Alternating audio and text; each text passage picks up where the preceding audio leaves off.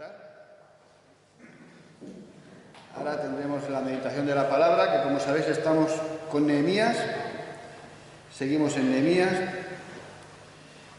Y hoy toca Nehemías 4, a partir del versículo 6 hasta el 18, ¿es, Marcelo?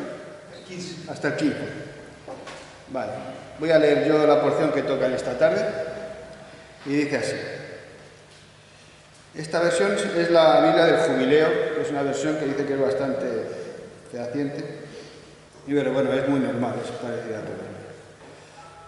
Dice así: mas edificamos el muro y toda la muralla fue junta hasta su mitad y el pueblo tuvo ánimo para obrar.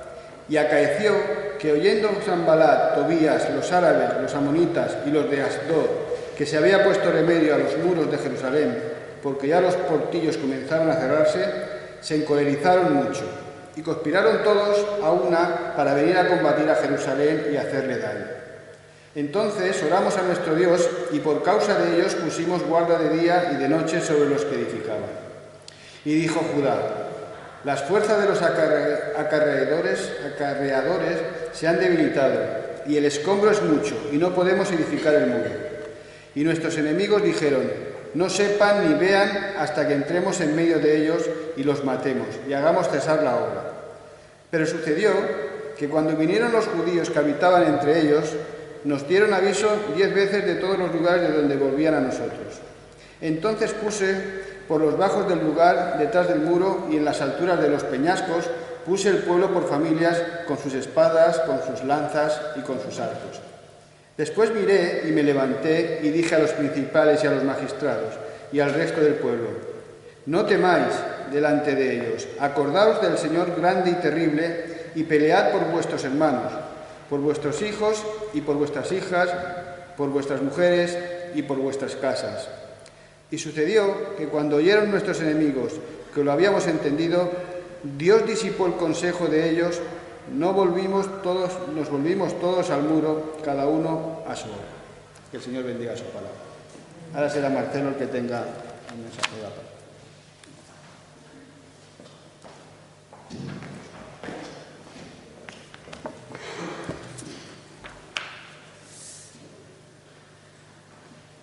Muchas gracias, Javi. Y ahora vamos a seguir disfrutando de este Nehemías, este libro que poco a poco nos damos cuenta que tiene muchos puntos de conexión con nuestros días. Y la meditación de hoy la vamos a centrar en 4 aspectos en base a lo que nos está diciendo el texto que hemos leído. El primero de ellos es la oposición, la oración, la acción y el combate cristiano. Y es que desde que la semana pasada, la última meditación que tuvimos con Silvia Sánchez, empezamos a ver que la ejecución de este proyecto de la construcción del muro va a viento en popa, arranca, va adelante, pero ya veíamos en el verso 1 que aparece aquí un personaje, un tal Sanbalat, que comienza a molestarse porque las cosas van bien. Los muros van tomando altura, el equipo de trabajo están a pleno ritmo, pero increíblemente se produce la oposición. Hay gente que no le gusta que cuando las cosas van saliendo bien en el pueblo de Dios, hay gente que se molesta. Y Sanbalat es el primero que comenzamos a ver, después se pliega él. Tobías, vemos que incluso están hablando ya con el ejército de Samaria, o sea que ese grupo de opositores va en crecimiento. Y comenzamos el texto de hoy, y es realmente bueno ver que no obstante toda esa oposición que vemos que se ha ido levantando, ya han llegado al 50% del objetivo. O sea, el muro nos dice, verso 6, que está a la mitad construido de la altura prevista. Pero en el verso 7 vamos a ver cómo, de nuevo, toda esta gente que no está contenta por cómo van las cosas, se vuelven a ensañar. Y aquí vamos a ver también algo que es bastante fuerte, ¿no? Porque vamos a ver que no solamente crecieron el número de opositores, sino que también creció la intensidad de la oposición y la crítica que había en contra de Nehemías y toda la gente que estaba trabajando en la reconstrucción. Y pienso que es muy duro, ¿no?, para un creyente, en este caso Nehemías, pero quiero que cada uno nos pongamos un poco en la piel de Nehemías, porque somos cada uno de nosotros que tenemos que entendernos como esos Nehemías que el Señor nos está haciendo, no construir un muro, porque yo no estoy construyendo un muro en Cubellas, ni tampoco Manuel en Canyellas, ni aquí en Vilanova. Javi tampoco está construyendo un muro aquí en Vilanova, pero sí el Señor te ha puesto como un Nehemías allí donde te ha puesto, en la escuela, o arriba de un barco, o en tu casa como lo que te toca hacer, una mamá, una abuela, y creo que en ese sentido tenemos una misión a la cual nos llama el Señor. Son esos muros que el Señor nos llama a construir. Y entonces, creo que es duro para Nehemías cuando él se hace cargo de este proyecto, que parecía que iba a ser un proyecto simple, porque al final era construir unas murallas, ¿no? Parecía que iba a ser algo que en poco tiempo él lo podría ejecutar, llevarlo a cabo y volverse a la corte de Artajerjes y volver a estar allí en su área de confort, ¿no?, en medio de la corte. Pero no fue así. Vemos que en la medida que esto va avanzando, que inclusive las cosas se van haciendo bien y con éxito, todo va de mal en peor. La gente se pone mal, se pone densa, se pone criticona, burlesca, empieza con un sarcasmo, este sarcasmo que dice aquí, de que la zorra, ¿no?, va a saltar y va a derribar el muro, que no vale para nada, por lo tanto, ese muro. Y claro, y poco a poco esa crítica va como una bola de nieve, que comienza pequeñita y va tomando dimensiones cada vez más grandes, hasta que llegamos al verso 8, y nos dice que han formado una conspiración.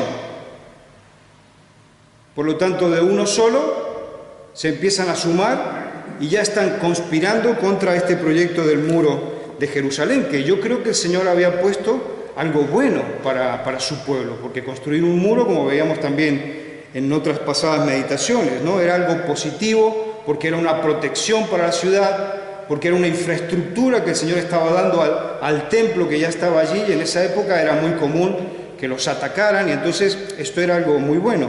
Y sin embargo, notamos que esto genera una hostilidad tremenda en contra de Nehemías y todos sus colaboradores. Y también me gustaría que alguien vaya buscando un texto que se encuentra en Eclesiastés capítulo 4, verso 4, que pienso que también tiene mucho que ver con lo que está pasando, ¿no?, para que nosotros lo entendamos. ¿Quién puede leerlo? Eclesiastés 4:4.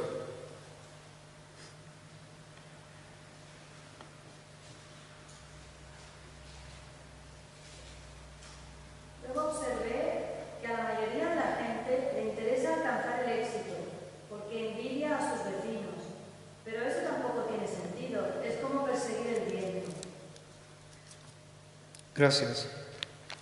En la versión de Valera lo dice inclusive, o sea, es la misma idea, pero está hablando de que cuando tú haces las cosas con excelencia, cuando tú haces las cosas bien, los que están mirándote a tu alrededor no es que se ponen contentos ni admiran que tú estás haciendo bien las obras, sino que la Escritura dice que eso genera una envidia en la otra gente. Y esto es lo que está sucediendo aquí.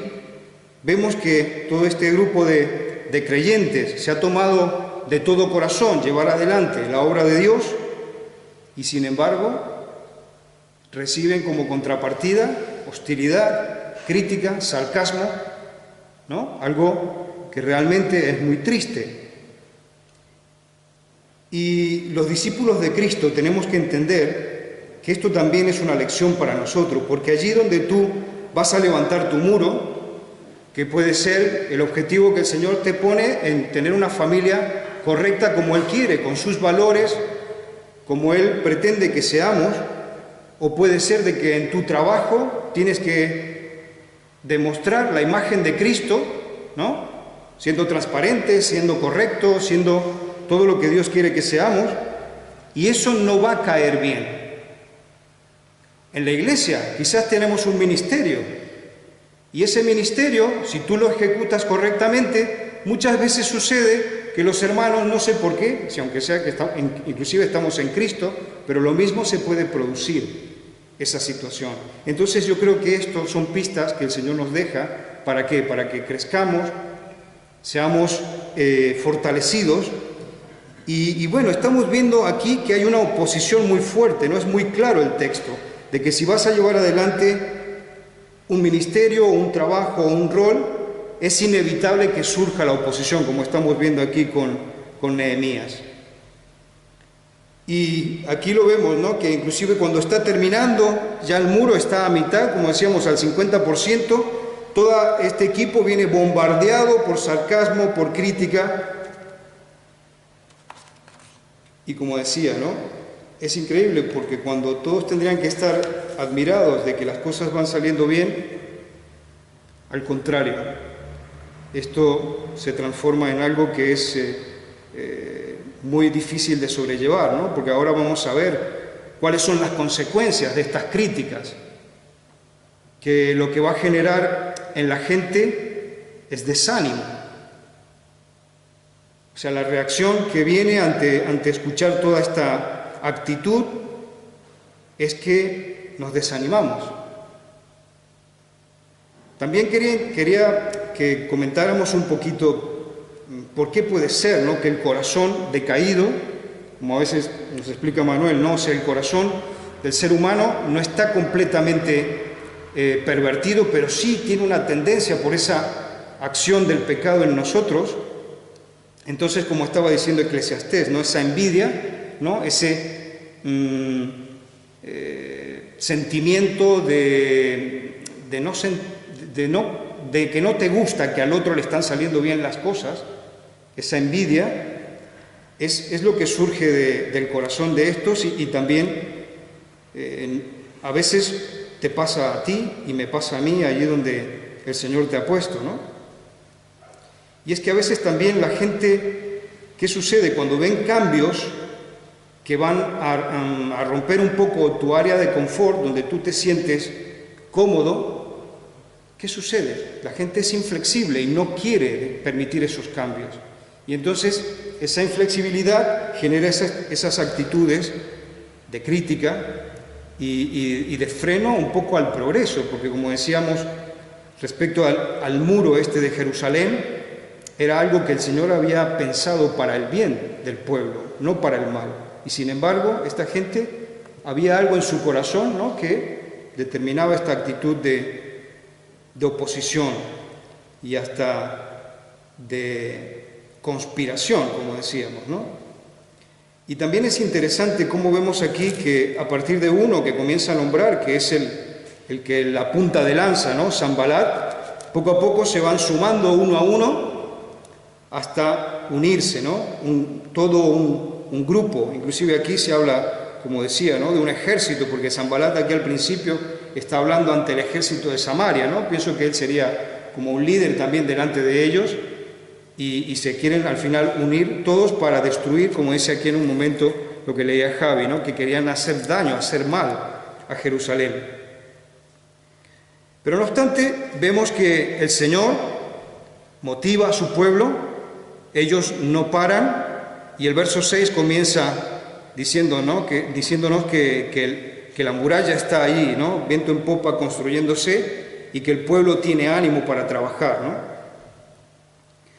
Y pensaba también, ¿no?, en este tema de la crítica en plan de burlas, ¿no?, que en un momento se utiliza aquí como puntapié inicial de lo que va a ser las críticas, pero creo que también nosotros tenemos que tener en cuenta de no entrar nunca en este tema de la burla. Leía una frase de un filósofo escocés que habla de que la burla es el lenguaje del diablo. No lo dice porque sea un cristiano propiamente dicho, Thomas Carlyle, sino que es porque uno que tiene un trasfondo cristiano, pero ha entendido que la burla es un lenguaje del enemigo de Dios, ¿no? Entonces creo que tenemos que tener mucho cuidado, ¿no?, de no ser sarcásticos ni burlescos, porque es algo que no honra al Señor y nos pone en línea, ¿no?, con el enemigo de Dios. Y creo que también otro tema que tenemos que analizar es que esta gente en sus reacciones está denotando que no ve la realidad con un prisma de Dios, un prisma de la fe, sino que simplemente se están centrando en una visión humana, ¿no? No pueden ver el proyecto de Dios, no pueden ver esas motivaciones que Dios ha puesto en Nehemías y todo el pueblo, de que el muro es algo bueno para ellos. Y por lo tanto creo que esto es importante que lo meditemos, ¿no?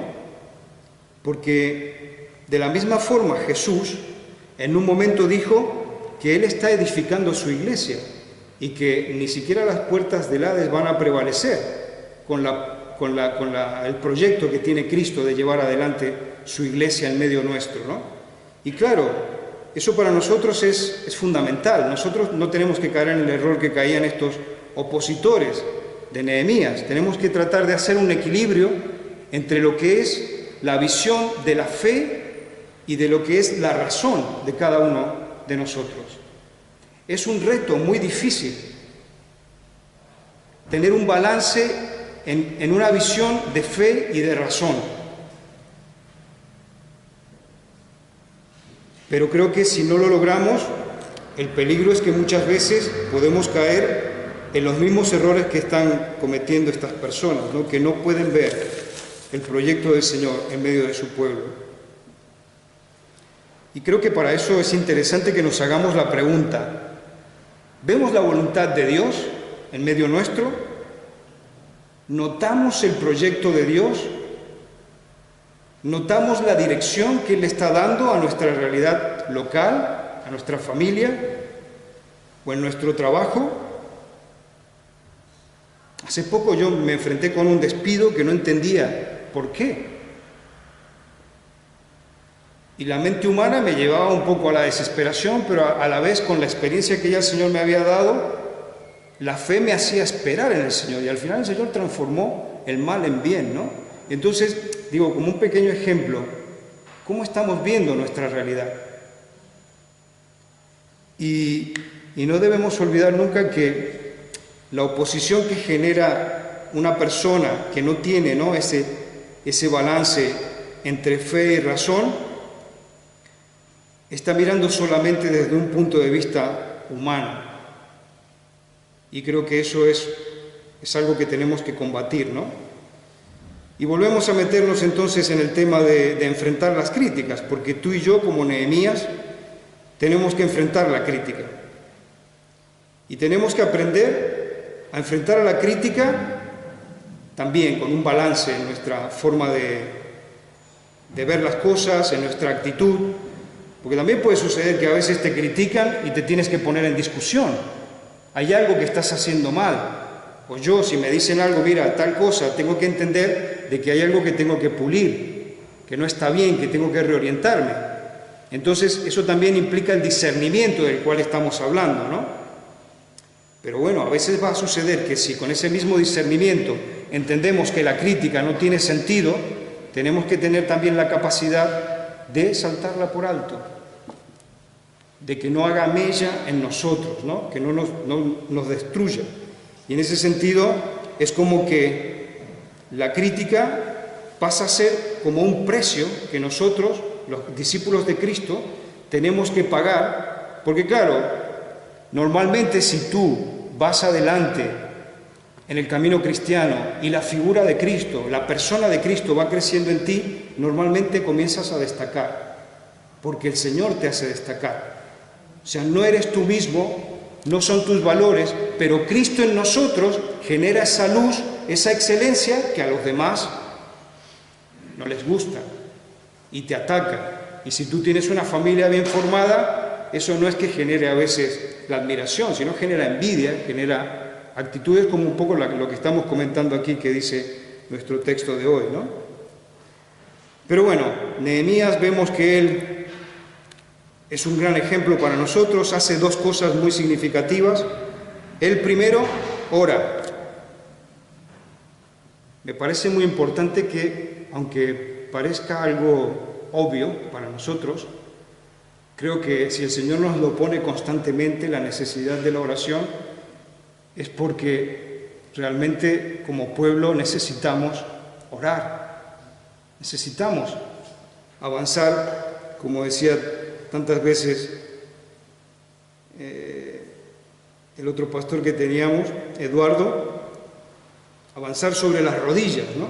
Decía él, y hasta tenía una estatua allí que le habían regalado de un creyente arrodillado que oraba. Y creo que es verdad, el Señor quiere que oremos, y aquí Nehemías nos lo plantea. De hecho, la reacción que inmediatamente vemos que tiene cuando le descargan toda esta batería de críticas, dice que oran. Verso 4 dice, oye, oh Dios nuestro, inmediatamente invoca a Dios, la oración. Y si vemos aquí, por ejemplo, más adelante en el verso 9 que leyó Javi, entonces oramos a nuestro Dios. Inmediatamente nos demuestra la prioridad que tiene en la oración. Quizá la tentación que tenemos, y sería muy normal, es reaccionar con otra crítica. Si tú me criticas, yo te voy a responder, ¿no? Pero aquí el ejemplo que estamos viendo es que no hay crítica de parte de Nehemías. Se ve que va directamente a la oración. Y creo que el otro elemento que también tenemos que tomar en cuenta es la persistencia. Vemos una persistencia notable porque a pesar del desgaste que estaba generando todo este ataque que estaban recibiendo, persisten y siguen adelante. Aquí nos habla del ánimo que tenían y cómo se recuperan, y él sigue alentando, ¿no? Los críticos hablan y desmoralizan, pero los líderes, en este caso como Nehemías, como tenemos que ser tú y yo, tenemos que ser gente que nuestras palabras, nuestras expresiones no son hachas, sino que son como la medicina, ¿no? Como dice uno de los proverbios. Creo que son claves muy buenas, ¿no?, que nos está dando Nehemías. Y que pensemos, ¿no? ¿Qué hacemos nosotros si nos acusan y nos critican? ¿Qué hacemos? ¿Lo recordamos? Inmediatamente creo que, como decimos, ¿no?, es pensar en pegar un grito más fuerte, ¿no? Pero también dejar un poco esta idea, que este tipo de situaciones son una avenida de dos sentidos, ¿no? O sea, no es una avenida de una calle de un solo sentido, sino que si recibimos crítica y oposición, si yo me callo la boca, entonces no voy a dar pie para que esto continúe y se vaya a peor, ¿no? Creo que es interesante también poner la atención en esta persistencia que vemos en Nehemías y en toda esta gente que no frena, ¿no? Y a pesar de que en un momento aquí en el verso 10 vamos a ver, ¿no?, que sí, que están tocados, porque como decíamos también, no es que sean robots, sino que todo esto en algún momento les ha afectado. En el verso 10 empieza a hablar, ¿no?, de que las fuerzas se les han debilitado, se decaen, ¿no? Hablan de esos escombros que no los dejan mover ágilmente, y al final terminan declarando con mucha tristeza, ¿no? No podemos edificar el muro. Por lo tanto, tenemos que ser conscientes, ¿no?, cuando hacemos nosotros los pasos que damos, tenemos que tener muy en cuenta las cosas que decimos, cómo las decimos, y también los efectos que van a tener a nuestro alrededor. Creo que no tenemos que perdernos tres verdades muy prácticas de lo que estamos hablando.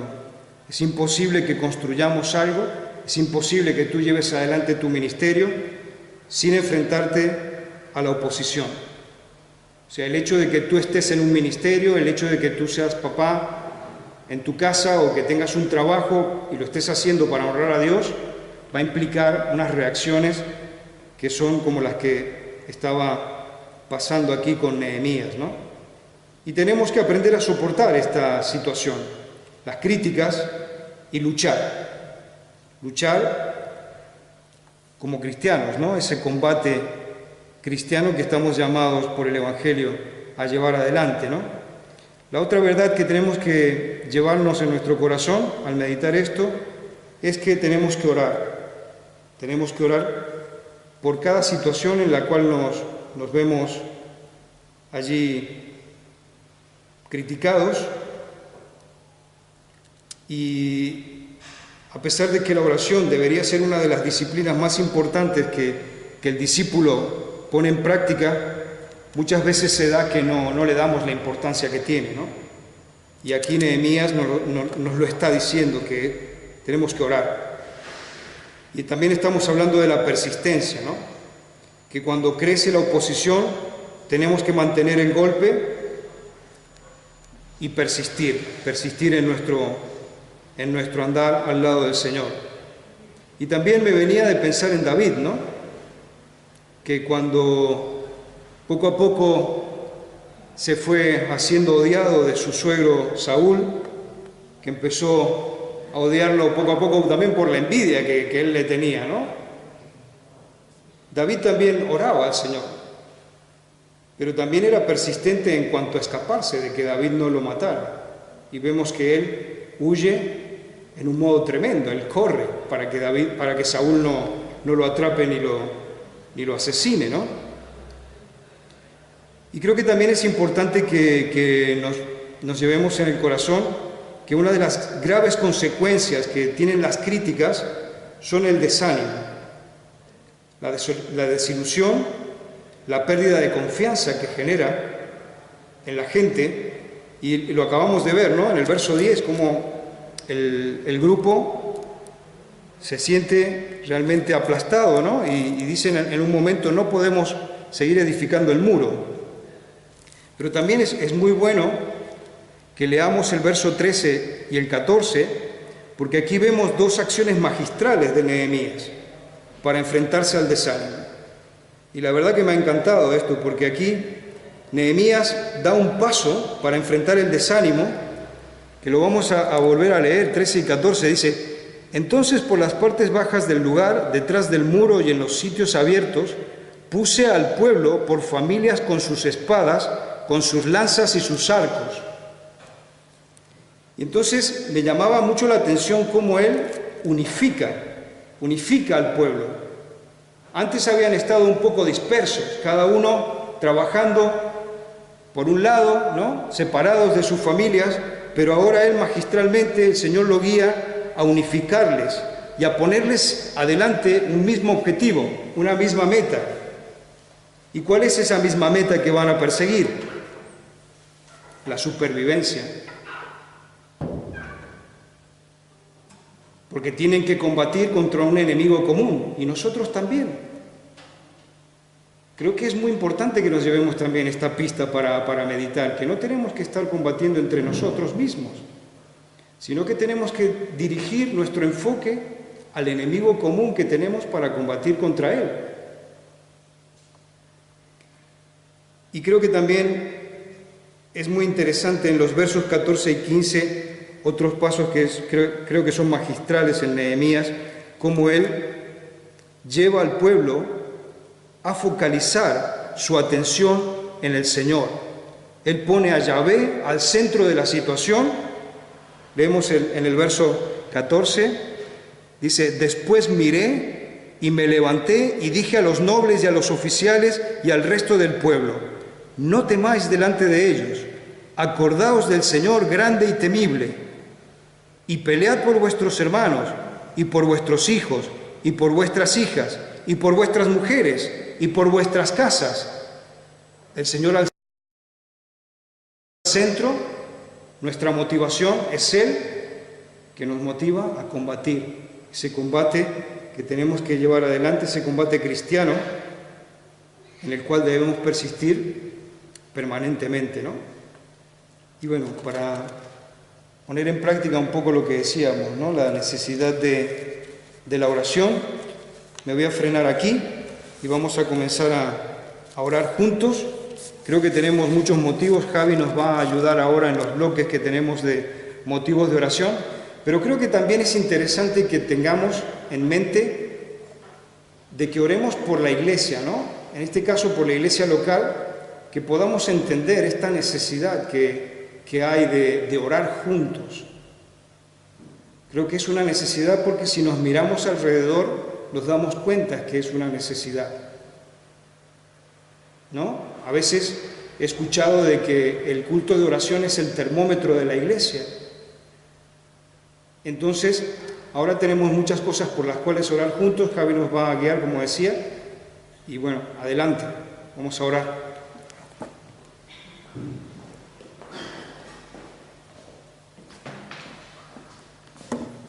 Gracias, Marcelo, por tu trabajo. Yo creo que a veces, no sé si menosvaloramos un poco el poder de la oración, ¿no? Yo leía esta semana un versículo que creo que dice todo lo contrario, ¿no? Y es la fuerza y el poder de la oración, y se encuentra en Filipenses 4, del 6 al 7, ¿no? Dice, por nada estéis afanosos, sino sean conocidas vuestras peticiones delante de Dios en toda oración y ruego, con acción de gracias. Y la paz de Dios, que sobrepasa todo entendimiento, guardará vuestros corazones y vuestros pensamientos en Cristo Jesús.